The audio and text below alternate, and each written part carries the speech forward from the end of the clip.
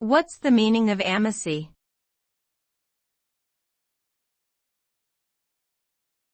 Amasi.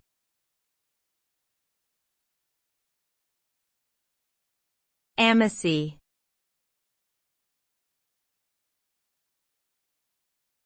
Amasi.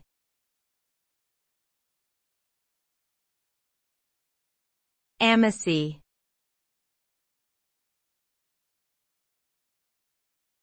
Amasi.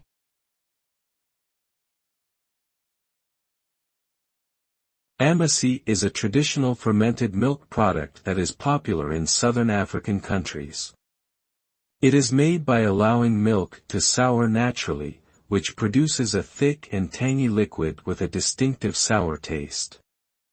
The fermentation process also increases the nutritional value of the milk, making it a good source of probiotics and other beneficial nutrients.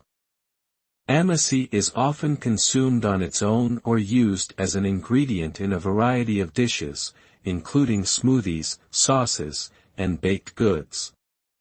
Its unique flavor and health benefits make it a beloved staple of many communities in southern Africa.